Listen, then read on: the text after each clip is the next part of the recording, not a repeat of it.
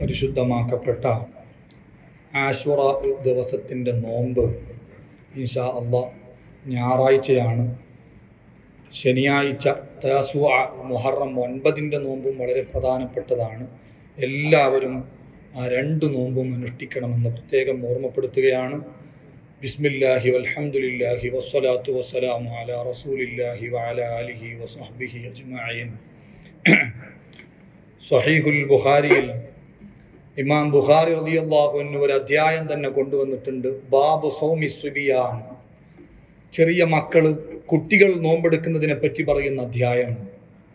എന്നിട്ട് ആ അധ്യായത്തിൽ മഹാനവറുകൾ പറയുന്ന കഥ അത് റമളാനിലെ നോമ്പിനെ പറ്റിയല്ല, ആശുറയിലെ നോമ്പ് ചെറിയ കുട്ടികൾ അനുഷ്ഠിച്ചതിനെ പറ്റിയാണ് ആ അധ്യായത്തിൽ മഹാനായ ഇമാം ബുഖാരി റളിയല്ലാഹു അൻഹു വിശദീകരിക്കുന്നത്. ആശുറയിൻ്റെ ദിവസം നബി സല്ലല്ലാഹു അലൈഹി വസല്ലമ തങ്ങൾ ഒരു സ്വഹാബിയെ പറഞ്ഞയച്ചു. എല്ലാ അൻസാറുകളും മദീനക്കാരും താമസിക്കുന്ന ഗ്രാമങ്ങളിലേക്കെല്ലാം ഒരാളെ പറഞ്ഞയച്ചു. എന്തിനാ? മൻ അസ്ബഹ സ്വാഇമൻ ഫൽയസും. ഇന്ന് മുഹറം 10 ആശുറയിൻ്റെ പവിത്രമാക്കപ്പെട്ട നോമ്പിന്റെ ദിവസമാ.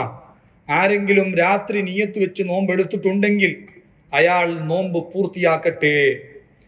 ഇനി ആരെങ്കിലും വമൻ അസ്ബഹ മുഫ്തിറൻ, ചിലപ്പോൾ രാത്രി നിയ്യത്ത് വെക്കാൻ വിട്ടുപോയവരുണ്ടാകും, അവരെന്ത് ചെയ്യട്ടെ? ഫൽയുതിമ്മ ബഖിയ്യത യൗമി, ഈ ദിവസത്തെ നോമ്പ് അവരെ നഷ്ടപ്പെടുത്തണ്ട. സുന്നത്ത് നോമ്പല്ലേ, സുന്നത്ത് നോമ്പിന് ഉച്ചക്ക് മുമ്പ് നിയ്യത്ത് മതിയല്ലോ. അതുകൊണ്ട് എല്ലാവരും നിയ്യത്ത് വെച്ച് അവരുടെ നോമ്പ് അവർ പൂർത്തിയാക്കിക്കൊള്ളട്ടെ.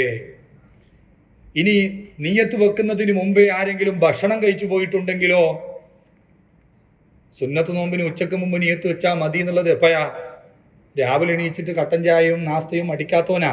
അതേസമയം ഭക്ഷണമെല്ലാം കഴിഞ്ഞു പിന്നെ സുന്നത്ത് നോമ്പിന് നിയ്യത്ത് ചെയ്തത് കൊണ്ട് നോമ്പ് കിട്ടൂലാന്നാ. അപ്പൊ ആരെങ്കിലും രാവിലെ എഴുന്നേറ്റുകൊണ്ട് ഭക്ഷണം കഴിച്ചു പോയിട്ടുണ്ട്, അവരെന്താ ചെയ്യണ്ടേ? അവർ നോമ്പുകാരെ പോലെ നിയന്ത്രണം പാലിച്ചു കൊള്ളട്ടെ. എന്തിനു വേണ്ടി? സറഹ് മുസ്ലിമിൽ നബിമാൻ പറഞ്ഞു, അത് ഹുർമത്തൽ ലിൽ യൗം, ആ ആശുറയിന്റെ ദിവസത്തെ ബഹുമാനിച്ചുകൊണ്ട്. ഇങ്ങനെ നബി സല്ലല്ലാഹു അലൈഹി വസല്ലം തങ്ങൾ സ്വഹാബത്തിന് ആശുറ ദിവസത്തിന്റെ നോമ്പിന്റെ മഹത്വം പഠിപ്പിച്ചു കൊടുത്തപ്പോ സ്വഹാബത്ത് പറയാ, ശേഷമുള്ള എല്ലാ വർഷവും ഞങ്ങൾ മുഹറം 10 നോമ്പ് അനുഷ്ഠിച്ചിരുന്നു. മാത്രമല്ല ഞങ്ങളുടെ കുട്ടികൾക്ക് ഞങ്ങൾ നോമ്പെടുക്കാനുള്ള പരിശീലനവും മുഹറം 10 പ്രത്യേകം നൽകിയിരുന്നു. അങ്ങനെ കുട്ടികൾ നോമ്പെടുത്തു കഴിഞ്ഞാൽ കുറെ നേരം കഴിയുമ്പോൾ കുട്ടികൾക്ക് വിശക്കാൻ തുടങ്ങുമ്പോൾ കുട്ടികൾ ഭക്ഷണം ചോദിച്ചു വരുമല്ലോ.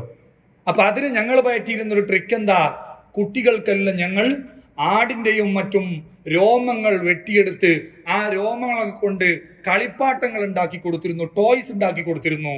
ഇപ്പോഴത്തെ പോലെ പ്ലാസ്റ്റിക്കിന്റെ ടോയ്സുകൾ, കളിപ്പാട്ടങ്ങൾ ഉണ്ടാക്കാനുള്ള സെറ്റപ്പ് ഇല്ലാത്തത് കൊണ്ട് സ്വഹീഹുൽ ബുഖാരിന്റെ ഹദീസ വനജഅലുഹും അൽലുഅബത മിനൽ ഇഹ്ൻ. ഇഹ്ൻ എന്ന് പറഞ്ഞാൽ ഖുർആൻ പ്രയോഗിച്ചിട്ടുണ്ട് ഇഹ്ൻ കൽ ഇഹ്നിൽ മൻഫൂസ്. ഇഹ്ൻ എന്ന് പറഞ്ഞാൽ ഒട്ടകത്തിന്റെയും ആടിന്റെ ഒക്കെ പുറത്തുനിന്ന് വെട്ടിയെടുക്കുന്ന രോമത്തിനാ പറയാ. ആ രോമം കൊണ്ടുണ്ടാക്കിയ കളിപ്പാട്ടങ്ങൾ ഞങ്ങൾ കുട്ടികൾക്ക് ഉണ്ടാക്കി കൊടുക്കും. അപ്പൊ ഭക്ഷണത്തിന് വേണ്ടി വന്നാൽ കളിപ്പാട്ടം കൊടുത്താൽ മതി. അപ്പൊ അവർക്ക് ഭക്ഷണം ചോദിക്കുന്ന ശ്രദ്ധ വിട്ടുപോകും, കളിയിലങ്ങ് മുഴുങ്ങും. കുട്ടികളെ കയ്യിലേക്ക് മൊബൈൽ ഫോൺ കിട്ടിയാൽ പിന്നെ അവർക്ക് രാവിലെ നാസ്ത വേണ്ടല്ലോ, ചോറ് വേണ്ടല്ലോ, വൈകുന്നേരം ചായ വേണ്ടല്ലോ, അതിലങ്ങ് മുഴുകുമല്ലോ.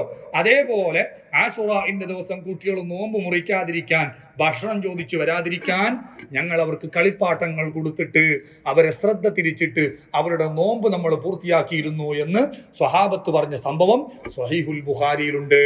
ഹദീസ് വിശദീകരിച്ചുകൊണ്ട് ഇമാം നവവി റഹിമഹുല്ലാഹ് പറയാ, വഫിൽ ഹദീസി തൻരീദു സിബിയാനി അല ത്വാആത്ത്. സ്വഹാബത്ത് കുട്ടികൾക്ക് ചെറുപ്പത്തിൽ തന്നെ ഇബാദത്തുകളോട്, ആരാധന കർമ്മങ്ങളോട് എത്ര കണ്ട് പരിശീലനം നൽകിയിരുന്നു, എത്ര പ്രാക്ടീസ് നൽകിയിരുന്നു എന്നതാണ് ഹദീസ് നമുക്ക് പഠിപ്പിച്ചു തരുന്ന പാഠം. നമ്മളും അങ്ങനെ ആവണം. നമ്മുടെ കുട്ടികൾക്ക് ചെറുപ്പത്തിൽ തന്നെ ഇബാദത്തുകൾ പഠിപ്പിക്കുകയും പരിശീലിപ്പിക്കുകയും ചെയ്യണം എന്നും കൂടി ഹദീസ് നമ്മെ പഠിപ്പിക്കുന്നു എന്ന് ഇമാം നവവി റഹിമഹുല്ലാഹ് ശറഹ് മുസ്ലിമിൽ ഉദ്ധരിച്ചിട്ടുണ്ട്.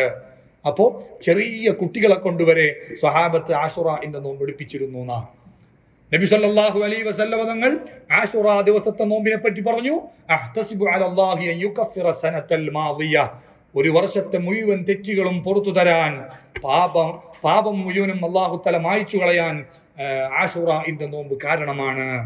അതുകൊണ്ട് എല്ലാവരും ആശുറയിന്റെ നോമ്പ് അനുഷ്ഠിക്കണം. പുറമെ ആശൂറയുമായി ബന്ധപ്പെട്ട് എന്തല്ലോ ഹദീസുകൾ വ്യാജമായി നിർമ്മിച്ചവരുണ്ട്. അന്ന് പ്രത്യേകം കുളിക്കണമെന്നും സുറുമിടണമെന്നും പെരുന്നാൾ പോലെ ആഘോഷിക്കണമെന്നും അതൊന്നും സ്ഥിരപ്പെട്ടിട്ടില്ല. അതെല്ലാം മഹാനായ ഹുസൈൻ റളിയല്ലാഹു അൻഹു കൊല്ലപ്പെട്ടതിൽ ആഘോഷിക്കുന്ന, ഹുസൈൻ റളിയല്ലാഹു അൻഹുവിനോട് കടുത്ത വിരോധമുണ്ടായിരുന്ന ശത്രുക്കൾ ഉണ്ടാക്കിയ വ്യാജ ഹദീസുകളാണ്. അങ്ങനെയുള്ള ഒരു സംഭവം സ്ഥിരപ്പെട്ടിട്ടില്ല. മഹാന്മാരായ പണ്ഡിതന്മാർ എല്ലാ ഹദീസുകളും വിശദീകരിച്ചുകൊണ്ട് പറഞ്ഞു, മുഹറമിന് പ്രത്യേകം ചെയ്യേണ്ടത് ഒരു കാര്യം, കുടുംബത്തിനിക്ക് വിശാലമായ ഭക്ഷണം അന്ന് ഒരുക്കി കൊടുക്കണം. അത് ഹദീസിലൂടെ സ്ഥിരപ്പെട്ടതാ.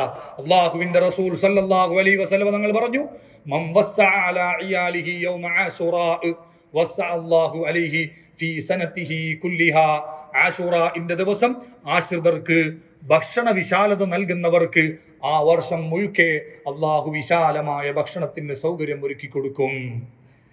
ഇമാം മുനാവിർ റളിയല്ലാഹു അൻഹു ഫൈദുൽ ഖദീറിൽ വേറൊരു അർത്ഥം അതിന് വെച്ചു. വസ്സഅ അല്ലാഹു അലൈഹി എന്ന് പറഞ്ഞാൽ അത് നബി തങ്ങൾ ഉമ്മത്തിന് വേണ്ടി ദുആ ചെയ്തതാ, അള്ളാഹു വിശാലമാക്കി കൊടുക്കട്ടെ. രണ്ടർത്ഥം വെച്ചാലും നബി തങ്ങളെ ദുആ അള്ളാഹ് കബൂലാക്കാതിരിക്കൂലല്ലോ. അപ്പൊ കുടുംബത്തിന് വിശാലത ഉണ്ടാകും എന്ന് സന്തോഷ വാർത്തയാണ് എന്ന് വെക്കുകയാണെങ്കിലും, അള്ളാഹുവിന്റെ റസൂലിന്റെ പ്രാർത്ഥനയാണ് എന്ന് വെക്കുകയാണെങ്കിലും, എങ്ങനെ അർത്ഥം വെച്ചാലും വിശാലമായ ഭക്ഷണത്തിന് സൗകര്യമൊരുക്കിയവർക്ക് ഒരു വർഷം മുഴുവനും അള്ളാഹു തആല നല്ല സുഭിക്ഷമായ ഭക്ഷണത്തിന് അവസരം തരും.